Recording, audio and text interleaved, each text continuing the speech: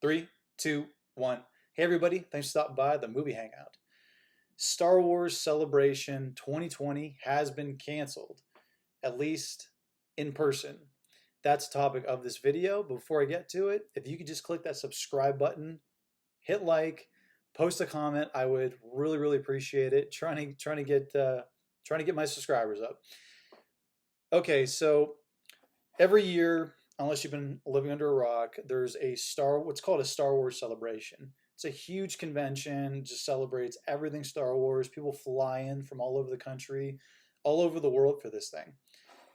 Uh, it says, but this year, the in-person one, because of the coronavirus, it has been canceled, but they're going to be doing a virtual Star Wars convention. So this is going to be interesting, and it's going to be on May 4th, which is also known as May the Force. It's like a made-up holiday.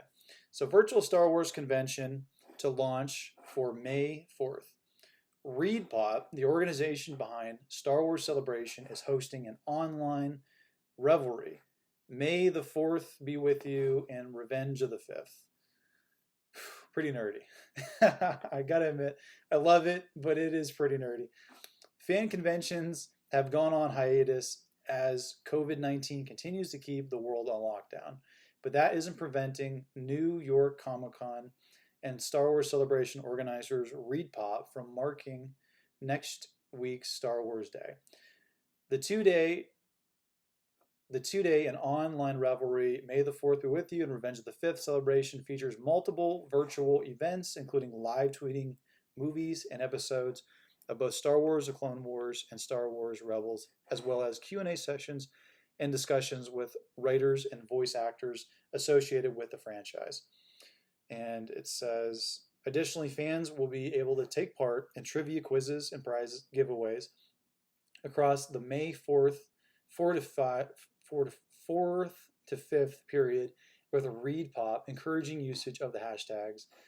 And for those participating, events will take place across social media accounts associated with multiple ReedPop properties, including New York Comic Con.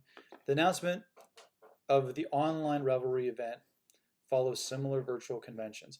Now, me personally, I don't think that this is like a total loss, because whether it's high profile conventions like San Diego Comic Con, which I normally go to, it's getting increasingly more difficult to go there, as well as more expensive, because now that movies and theaters really aren't making that much money, a lot of entertainers, actors, producers, studios have to do more in-person live events because people don't want to pay for just movies on a screen like they used to anymore.